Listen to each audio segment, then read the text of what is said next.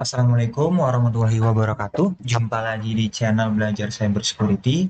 Pada video kali ini kita akan melanjutkan pembahasan lab-lab yang ada di situs forcewiger.net.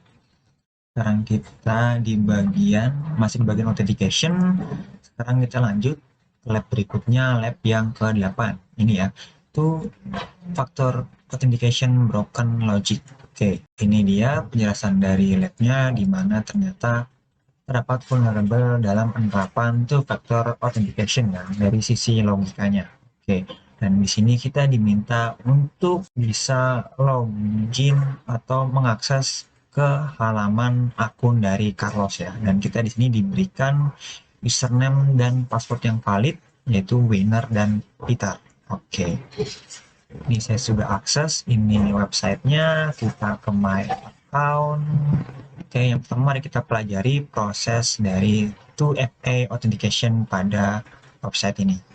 Di sini kita menggunakan username password winner yang diberikan. Kita ini ya, pertama-tama kita di halaman URL login. Kemudian dan di sini saya menggunakan cookie, plugin cookie, dan kita bisa lihat pada step awal di sini ini session awal ya. Oke. Kalau kita login, oke, berhasil, dan di sini kita diminta untuk memasukkan token. Sekarang kita akses email dari winner. Ini dia tokennya 1117. Kita copy, paste di sini. Kemudian kalau kita cek coba di cookie-nya ya, teman-teman. Ini sessionnya, lihat, ingat-ingat awalnya FJK ya, FJKA, dan di sini ada satu lagi bernama verify, yaitu winner. Ini berarti mengambil dari username ya. Oke, ini FJK. Kemudian kalau kita submit token dan berhasil ya, dan kita berhasil masuk ke halaman akun dari winner. Kalau kita cek lagi di cookie-nya, ya sessionnya berubah ya tadi. Sekarang menjadi DRNG dan verify-nya tetap winner. Seperti itu. Oke. Jadi sessionnya diupdate ya dari step pertama setelah berhasil validasi username password ya. Tadi di /url/login 2. Kemudian setelah berhasil validasi token yang diberikan, sessionnya diupdate. Berarti setiap step memiliki session yang berbeda. Di sini verify-nya sama winner. Oke. Nah, sekarang vulnerable-nya di mana? Jadi sekarang kita logout dulu, logout ke my account lagi, teman-teman. Sekarang saya menggunakan aplikasi Booksuite. Ini untuk intercept-nya saya on saja. Kemudian di sini saya nyalakan proxy-nya agar ditangkap oleh Booksuite. Oke, nah sini kita coba lagi login sebagai winner. Winner, Peter, kita login. Oke, berhasil. Kita ke emailnya, kita cek 0950. Kita copy, kita paste di sini, kita login kembali dan berhasil. Kemudian kita coba untuk logout. Oke, sekarang kita ke Bluetooth-nya untuk kita analisa. Oke, ini pertama tadi ya teman-teman, post ke halaman login. Di sini dia mengirim cookie, ada verify winner dan session ya, ini session awal.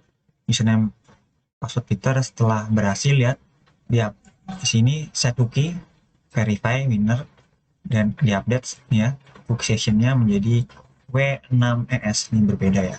Oke. Kemudian di sini dia setelah ke login 2, kemudian di sini dia akan post lagi nih ya dengan W6E tadi, sessionnya verify dengan memberikan tadi tokennya. Di sini ternyata namanya MFA/solid-code 0950 dan berhasil 302 pound dan di direct ke my account. Dan di sini di set cookie-nya diupdate lagi, sessionnya menjadi K6 ya. Oke.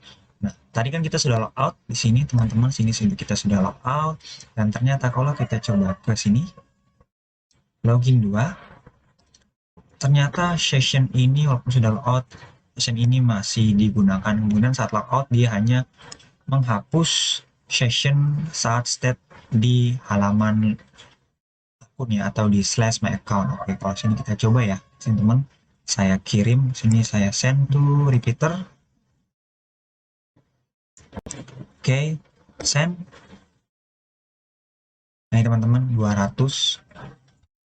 Oke, dan kalau kita coba render saja biar ini teman-teman ya, ternyata kita masih berhasil masuk ya, sehingga ini bisa dikatakan ini membypass proses autentikasi username dan password. Oke, teman-teman, di sini saya coba buatkan skemanya dari proses two factor authentication di website tersebut.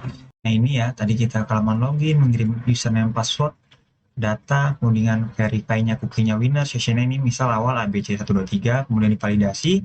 Jika berhasil, kita dikirimkan ini ya, tetap verify-nya sama winner dan session-nya diupdate, cookie session-nya menjadi DF456, berbeda dari yang awal tadi ya.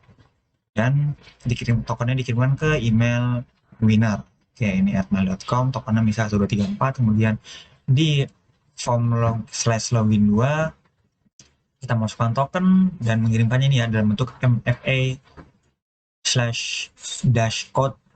1234 dan verify dengan cookie-nya winner dan session-nya tadi DF456 dan divalidasi di si server, dan kemudian kalau berhasil kembalikan lagi cookie-nya, verify winner dan session-nya di-update terbaru. Oke, seperti ini. Dan bisa dilihat di sini kurang lebih hal-hal penting yang ada di sisi backend. Ini ada username winner Carlos yang valid, dan ini session tadi ya, session saat berhasil validasi username password ya, untuk di sini untuk mengakses /login 2 untuk memasukkan token, dan di sini session setelah berhasil validasi token ya, dan dapat mengakses halaman /my account dari username, dalam hal ini tadi winner. Oke, dan tadi ternyata setelah kita logout ya, ternyata session ini yang tadi dihasilkan setelah berhasil validasi username password dari winner itu masih bisa digunakan. Harusnya ketika logout baiknya ini juga ini ya tidak bisa digunakan lagi, seperti itu teman-teman. Oke,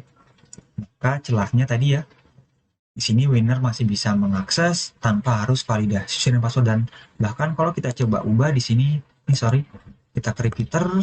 Nah ini kalau kita ganti dengan Carlos, kita send dan berhasil juga teman-teman ya di sini. Maka dari sini dapat dijelaskan juga bahwasannya ternyata saat validasi di sini teman-teman mengakses halaman login 2, session ini tidak dicek apakah session ini milik username winner atau bukan, seperti itu. Jadi ada dua ya, tadi setelah logout tidak dihapus sessionnya, bahkan session saat pengecekan session ini tidak dicek apakah ini milik winner atau punya user lain, seperti itu. Oke, berarti sekarang ini celahnya kita berhasil membypass ya proses pertama ya, tanpa harus tahu password dari Carlos, kita berhasil mengakses /login 2, dan dengan ini berarti kemungkinan tokennya dikirim ke email Carlos, dan kita tidak tahu dan tidak bisa mengakses email dari Carlos. Nah oleh karena itu, karena tadi ya tokennya itu berupa tadi kalau di websitenya ya token yang dikirim 4 angka. Nah, ini masih mungkin kita untuk melakukan brute force. Oke, nah, sekarang kita akan coba untuk brute force-nya. Sebelum itu kita kembali lagi tadi di sini di proxy, kita cek di halaman setelah ini ya, post. Oke, di sini teman-teman, post ini proses mensubmit token. Berarti kita akan brute force ini ya. Lebih dahulu kita sesuaikan request-nya ini berarti menjadi Carlos ya. Carlos, kita kirim ke repeater untuk bisa diedit. Ini kita ubah jadi Carlos ya. Dan ini teman-teman, untuk sessionnya kita ubah session yang kita peroleh tadi ya, di sini yang repeater pertama ini yang berhasil kita tadi mengakses halaman /login 2, membypass validasi username password dengan verify Carlos dengan menggunakan session dari winner tadi. Dan sini kita lihat di ini saja ya. Nah ini ada sessionnya, ini yang kita copy, yang kita gunakan. Oke, kita copy, kita ke sini, nah kita paste di sini, kita ganti ya. Ini paste sudah, kita coba send. Coba dulu dari sini ya, kita render. Nah, ini incorrect security code. Oke, tapi prosesnya kemungkinan besar berhasil. Carlos dengan sessionnya ini, sekarang kita kirim ke intruder untuk membrute force tokennya. Oke, kita ke position, kita clearkan dulu. Nah, di sini oke, seperti biasa di MFA dashcode-nya kita highlights, kemudian kita tambahkan payload. Yang nanti kan kita ubah-ubah. Kemudian kita ke payloadnya standar 1. Sini simplis untuk datanya ini teman-teman, berarti kita harus mencoba dari 0000 sampai 9999. Oke. Dan di sini saya sudah siapkan, kan bisa ngetik manual. Di sini saya menggunakan script Python untuk mengenerate kemungkinan tokennya dari 000 sampai 9 sampai 9999. Oke. Cukup tinggal jalankan Python ini. Saya hapus, saya contohkan. Oke, di sini tinggal Python dan jalankan script.py-nya, enter, dan berhasil. Dia akan membuat file token.txt. Di sini tinggal kita Ctrl A, kita copy, kita tutup ini karena terlalu berat. Kembali ke kursi, tinggal paste. Oke, berhasil ya. Sini 000 sampai 999. Oke, sudah. Tinggal kita start attack. Oke, start attack. Nah, teman-teman, karena saya menggunakan Book Suite Community Edition, ya, maka prosesnya agak lama. Melakukan percobaan 9999, lihat ini baru 10, 11, itu lama ya. Mungkin teman-teman yang punya Book Suite yang profesional atau bahkan enterprise bisa lebih cepat ya. Di sini saya akan coba matikan, dan saya hanya punya yang Community Edition. Saya discharge, saya akan menggunakan OAuth Zap ya. Intinya pada tahap ini kita hanya tinggal melakukan brute force terhadap tokennya. Oke, ini saya menggunakan aplikasi OAuth Zap untuk melakukan brute force. Ini open source, jadi full fitur, ya tidak seperti Book Suite. Kalau Community Edition dengan fitur yang profesional dan bahkan interface itu berbeda. Yang Community Edition ada keterbatasan, ini yang karena bersifat open source, dan aplikasinya kurang lebih sama. Cara kerjanya dia sebagai proxy ya, untuk menangkap request dan respon yang dari browser. Oke, untuk bagaimana cara menginstalnya saya sudah buatkan video di channel ini juga. Saya kembali ke websitenya, saya coba ke my account. Ini saya disable dulu, dan di sini saya akan ke login 2. Oke, login 2. Nah, di sini tinggal saya set tadi ya. Di sini cookie-nya, nah di sini session-nya tadi ya teman-teman di Book Suite, di repeater. Sini kita copy session-nya, paste, saya save, dan verify-nya ganti dengan Carlos. Oke, sudah kita save di sini. Nanti kita akan coba reload ya, dan akan ditangkap oleh OAuth Zap. Nah, di sini untuk settingannya, proxy-nya saya sudah men-setting di sini, gampang, cukup mudah kalau di option di sini. Nah, kalau yang Book Suite saya berjalan di port 8080, untuk yang OAuth Zap di 8081. Oke, saya close. Balik sini, saya nyalakan. Sini di OAuth. Untuk di OAuth Zap-nya, kalau rekan sudah install, sini cukup di tools, option, di local proxy. Nah, ini tinggal setting. Biasanya defaultnya 8080. Saya ubah jadi 8081 agar berbeda dengan Book Suite. Saya oke. Rekan-rekan, nanti agar sertifikat dari OAuth Zap-nya di-trust oleh browser rekan-rekan di Dynamic SSL Certificate. Nah, ini rekan-rekan nanti save ya, nanti save di dokumen mana seperti itu. Ini saya sudah save. Nah, kemudian di browser rekan-rekan, kalau sini Chrome, ke setting, ketikkan certificate. Nah, ini security ya. Nah, sini ada manage certificate. Nah, tinggal nanti akan import. Nah, di sini di trust root certification. Sorry, ini antas yang di trust root certification. Tinggal akan import. Nah, ini next. Ini browse, di mana sertifikat tadi yang di save. Ya, tinggal nanti rekan-rekan nih saya install di sebentar. Nah, ini yang tadi saya save, tinggal klik dan open seperti itu, dan proses tinggal next selesai.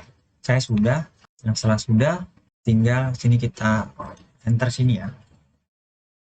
Oke teman-teman, berhasil ya mengakses ya. Nah di observe sini, nah teman-teman, dia kelas kita di browser tadi terdapat di sini. Kita ke history sini. Nah ini dia teman-teman. Nah tadi cari yang post nih, yang get tadi ya, yang get tadi. Oke, ini saya coba clear dulu biar bersih. Saya delete. Oke, kita kembali ke browser. Ini kita coba kirimkan ya tokennya, misal ngasal 1234. Kita login. Kita langsung saja ke proxy. Nah ini tertangkap postnya.